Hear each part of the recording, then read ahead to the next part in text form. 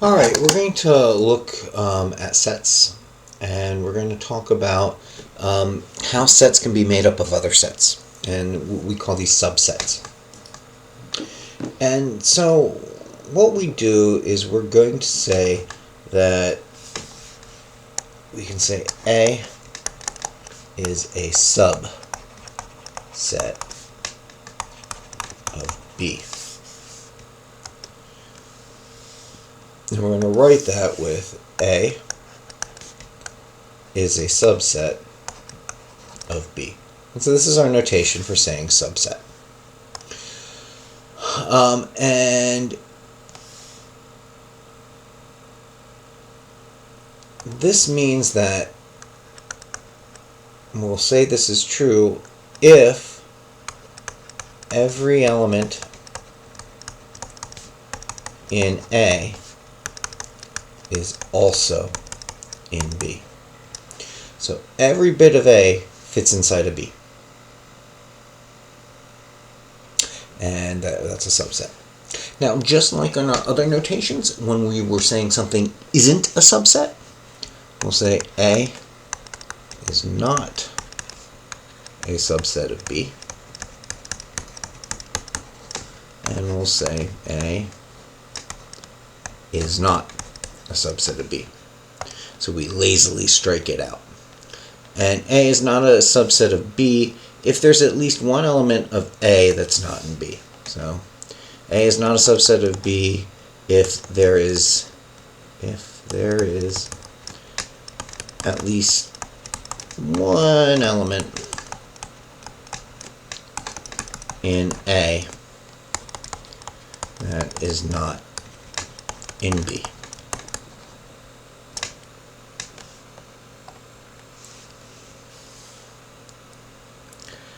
And then we get this nice little thing that every set is a subset of itself. Right? Because if every element is within that, well, every element within A is within A. So it meets the definition that we've set.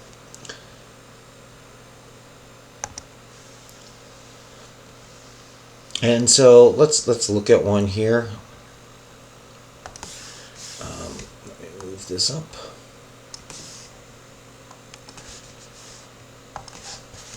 I'll say A is the set of 1, 3, 5, 7. And B is the set of, I think I'll do 1, 3, 5, 7, 9, 11.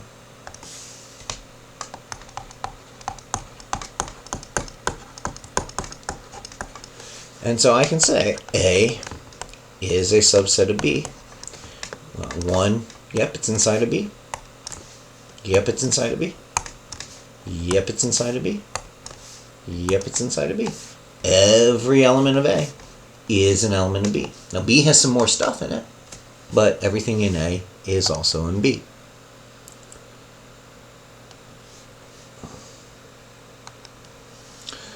Well, we can also have what we're going to call a proper subset. So let's change our notation. So we'll say set A is a proper subset of B. And we'll write that and we'll say A is a proper subset of B. And notice we don't get the extra little hook on there. And we say this if A is a subset of B. This is true if A is a subset of B and A and B are not equal to each other. And so it gives us a little bit of extra definition. And so we have a small distinction between a proper subset and a subset. So let's look at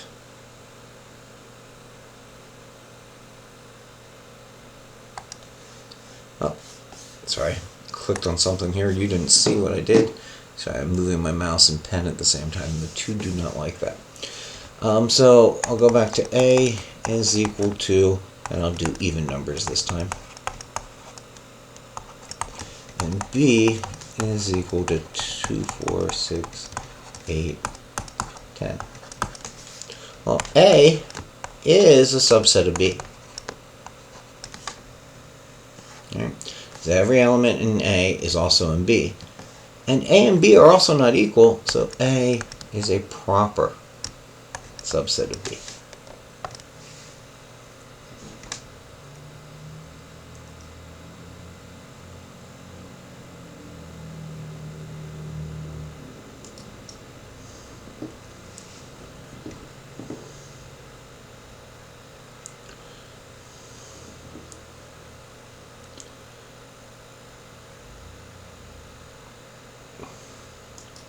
So we have to then deal with the idea of the empty set. And so we're going to deal with the null set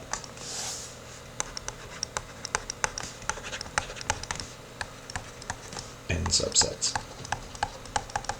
And so what we're going to say is for any set B,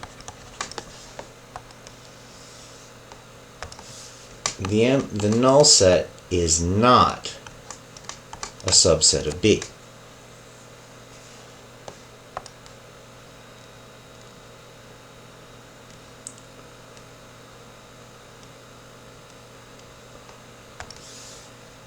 And for any set B where B is not the null set, then the null set is a proper subset of B.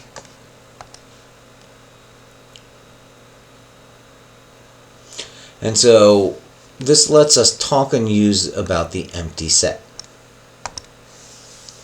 Now what ends up happening is if I can look at what's within my sets, I can start counting how many subsets we have. And we can do this counting.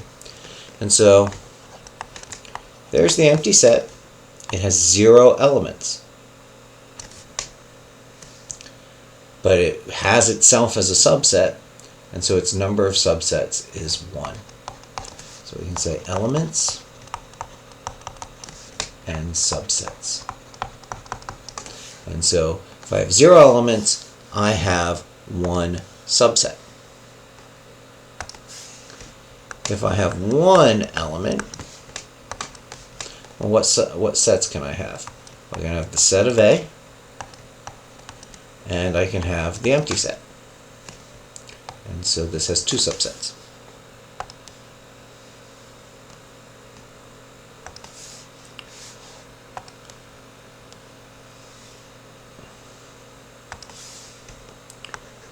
And I can have the set of A, B, and that has 2 elements.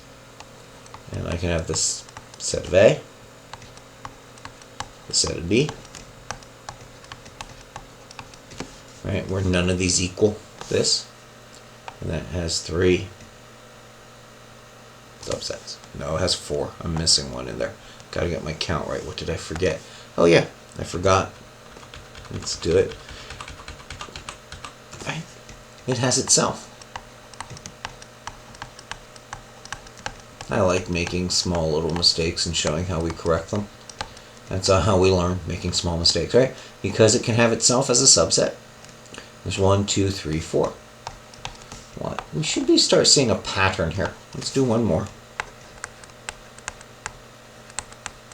And this is probably where there's 3 elements. So I can A, comma B, comma C. I can have A, comma B. I can have B, comma C. I can have A, comma C. A, comma C. And then I can have A, B, C, and the empty. And I have 8.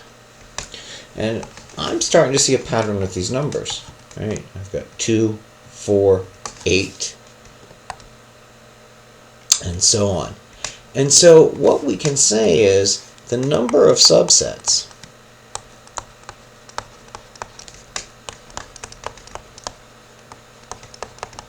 formed from a set with n elements is 2 to the n. Right? Because 2 to the 0 is 1, 2 to the first is 2, 2 squared is 4, 2 cubed is 8. If I had 4, I'd get 16, and so on and so on. The number of proper subsets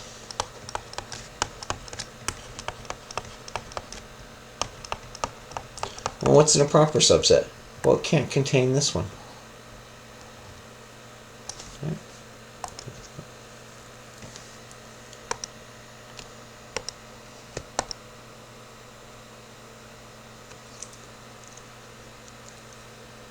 Because they are equal, and we need them to not be equal to be a proper subset. Oops, lost my... And so, well, each one of these has that once in it, so I get my 2n, and then I have to subtract that repetition.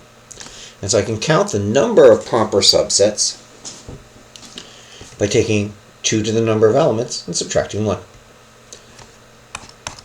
Alright, I want to take a little aside here and go, right, this is a nice thing to remember. We can say, hey, you know, I have so many elements in a set, and I can talk about the number of subsets and the number of proper subsets by taking 2n and 2n minus 1. But I also want to see how, look, okay, we deduced this number. We found the pattern. And we use that pattern to create our rule. And this is going to be part of our thinking mathematically that we do periodically, is as we start building new ideas, we look for the pattern in it to give us our little rules. And this leads to a unique idea that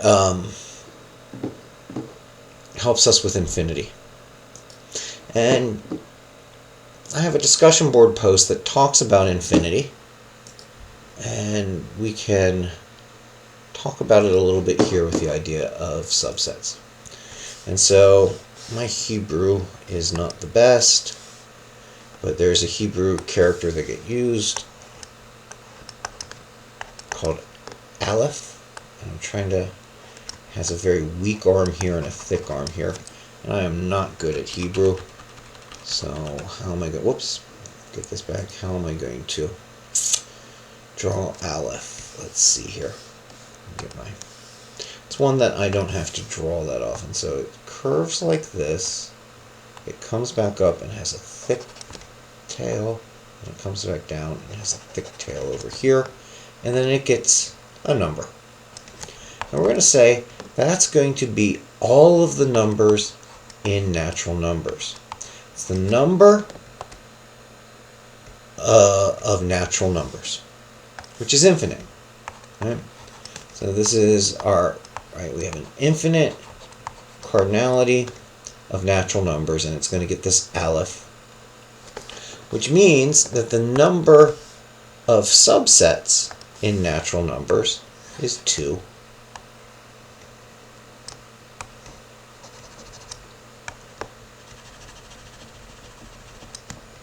To Aleph 0. I have two small problems going against me. I'm left-handed, and Hebrew script, it definitely has a right-handed curve to it, and so I'm not getting this, there's a wispiness to it, and I apologize. You'll see it in the text.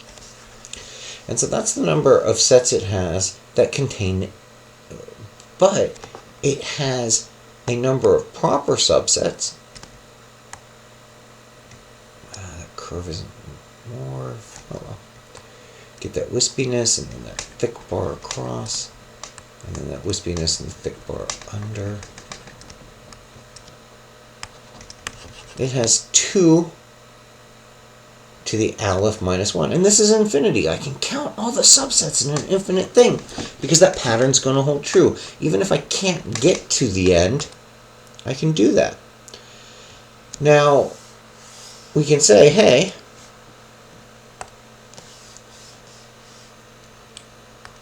two to the, this would be my practice for the semester, right? 2 to the aleph 0 is bigger than the cardinality of aleph 0. Right? Because if I take some number and I multiply it, this is bigger than that. So this thing is bigger than this thing. So we're going to say take 2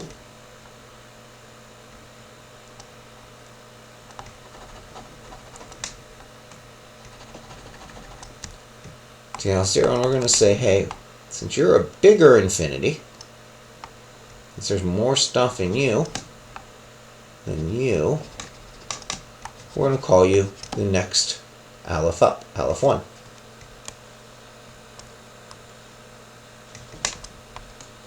Which means aleph 1 is bigger than aleph 0. I'll get that wispiness right someday.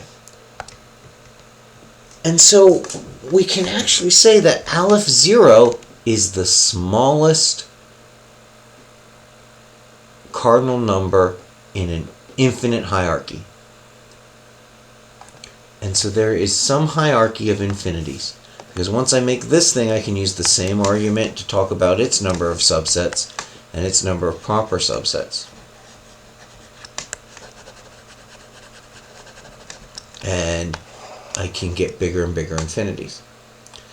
And if you watch the video, Cantor, who suggested to use this aleph notation to talk about infinities, we get this idea that some infinities are bigger than others. And we're not 100% sure what that means. Okay? So we're talking about mathematics, we're talking about collecting sets, and there's a pattern that we see. And remember, our job is going to be talking about patterns. And that pattern tells us that some infinities are bigger than other infinities. But what does that mean when we can never quite get to infinity? Well, I can say, for one aspect, if I can talk about all of the numbers that I can put in between two numbers. If I can divide this and put all these real numbers, and there's an infinite amount of numbers that I can wedge in here, that I can put between 0 and 1, 0.1143, or square root of 2 divided by 2. I can throw all of these into here, and there's an infinite amount of them that can go in there. And they're not listable if I include their irrational ones, and I can put them in there.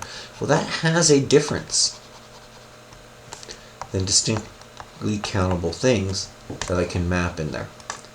There's more things here.